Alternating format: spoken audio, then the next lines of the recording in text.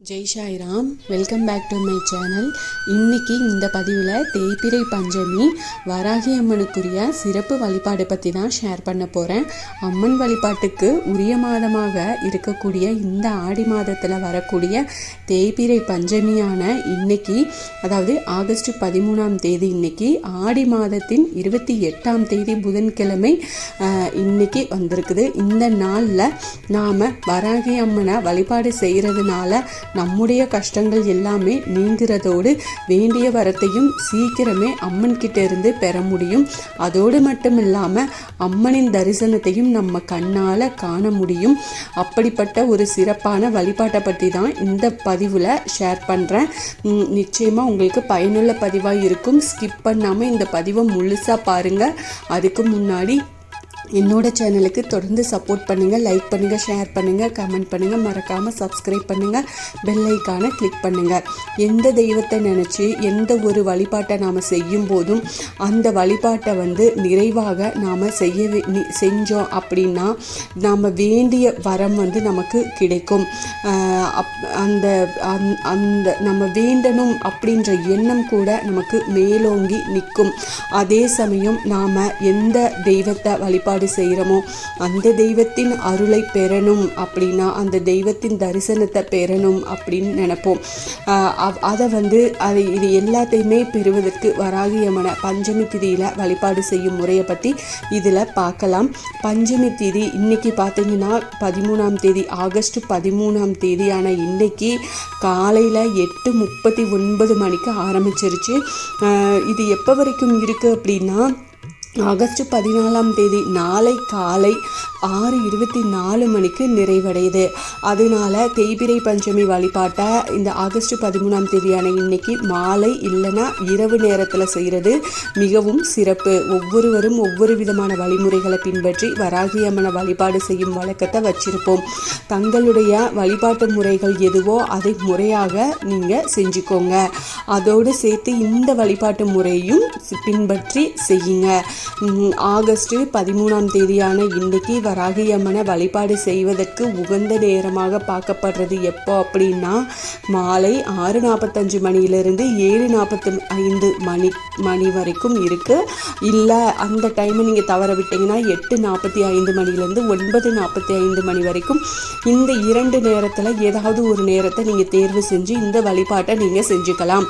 வீட்டில் வராகி அம்மனின் விக்கிரகம் வச்சிருக்கிறவங்க இன்றைய தினம் பார்த்தீங்கன்னா குங்குமத்தால் அபிஷேகம் செஞ்சு வராகி அம்மனின் மனதை குளிர வச்சு வேண்டிய வரத்தை நீங்கள் வாங்கிக்கலாம்.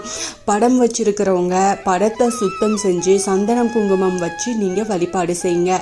தீபம் மற்றும் இயற்றுபவராக இருக்கும் பட்சத்தில் தீபத்தை ஏற்றி வச்சு நீங்கள் வழிபாடு செய்யலாம். இந்த தீபத்தை ஏற்றுறதுக்கு ஒரு நாற்காலி இல்லைன்னா ஒரு முக்காலியை வச்சு அதுக்கு மேலே ஒரு தாம்பூலத்தட்டை வச்சு அதில் வாசனை மிகுந்த மலர்களை பரப்பி வச்சுக்கோங்க. 5 அகல் விளக்குகளை எடுத்துக்கோங்க. அதில் அந்த 5 அகல் விளக்குகளை வச்சு நல்லெண்ணெய் இல்லைன்னா நெய் ஊற்றி நீங்கள் தீபம் ஏற்றலாம். இல்லை 5 முகங்கள் கொண்ட அகல் விளக்கு இருக்குது அப்படின்னாலும் அதை பயன்படுத்தியும் நீங்கள் தீபம் ஏற்றிக்கோங்க. இல்லை ஒரே ஒரு தீபத்தை மட்டும் வராகி அம்மனை நினச்சி ஏற்றலாம். இந்த தீபம் வடக்கு திசை பார்க்குற மாதிரி இருக்கணும். இந்த தீபத்தையே வராகி அம்மனாக பாவிச்சு வழிபாடு நாம் செய்ய போகிறோம். அதனால இந்த தீபத்துக்கு முன்னாடி கிழங்கு வகைகளை நெய்வேத்தியமாக வச்சுக்கலாம். அதுக்கப்புறமா ஊதுபத்தி, சாம்பிராணி, தூபம் எல்லாத்தையுமே தயார் செஞ்சு வச்சுக்கிட்டு அந்த தீபச்சுடர் ஒளியில் வராகி அம்மனை நாம் தரிசனம் செய்யணும். அப்படி அந்த தீபச்சுடர் ஒளியை பார்க்கும்போது ஓம் வாராகி தாயே போற்றிவோம் அப்படின்ற மந்திரத்தை 3 தடவை சொல்லணும். அதுக்கப்புறமா முழு மனதோடு வராகி அம்மனை வலம் வருவது போல நினச்சி அந்த தீபத்தை மண்டபத்தை 9 முறை வலம் வரணும். இப்படி வலம் வரும்போது சொன்ன இந்த மந்திரத்தை நீங்கள் சொல்லிக்கிட்டே வலம் வரணும். 9 முறை வலம் வந்ததுக்கு அப்புறமா திரும்பவும் தீபத்தில் வராகி அம்மனின் தரிசனத்தை நம்ம பார்க்கணும். அப்புறமா கற்பூர தீப தூப ஆராதனை காட்டி இந்த வழிபாட்டை நிறைவு செஞ்சுக்கலாம். வராகி அம்மனின் தரிசனத்தை, வராகி அம்மனின் அருளையும் பரிபூரணமாக பெறுவதற்கு இந்த எளிமையான தீப வழிபாடு மிகவும் சிறப்பு வாய்ந்த வழிபாடுன்னே சொல்லலாம். பார்க்குறதுக்கு ரொம்ப சாதாரணமாக இருக்கும், ஆனால் ரொம்ப கை மேலே பலன் கொடுக்கக்கூடிய ஒரு வழிபாடு. முழு மனதோட வழிபாடு செஞ்சு நீங்கள் முழு பலனையும் பெறலாம். அதனால் இந்த எளிமையான வழிபாடை நீங்கள் வீட்டிலையே செஞ்சுக்கலாம். நிச்சயமாக உங்கள் பிரார்த்தனைகள் எல்லாமே எதுவாக இருந்தாலும் நிறைவேறும். இந்த பதிவு உங்களுக்கு பயனுள்ள பதிவாக இருக்கும் அப்படின்னு நான் நம்புகிறேன். இதில் சந்தேகம் இருந்தால் எனக்கு கமெண்ட்டில் கேளுங்க, நான் பதில் சொல்கிறேன். என்னோட சேனலுக்கு தொடர்ந்து சப்போர்ட் பண்ணுங்கள், லைக் பண்ணுங்கள், ஷேர் பண்ணுங்கள், கமெண்ட் பண்ணுங்கள், மறக்காமல் சப்ஸ்கிரைப் பண்ணுங்கள், பெல் ஐக்கானை கிளிக் பண்ணுங்கள். இது போல் எனக்கு தெரிஞ்ச ஆன்மீக பதிவுகளை உங்ககிட்ட நான் ஷேர் பண்ணுறேன். Thank you friends. மீண்டும் அடுத்த பதிவில் சந்திப்போம்.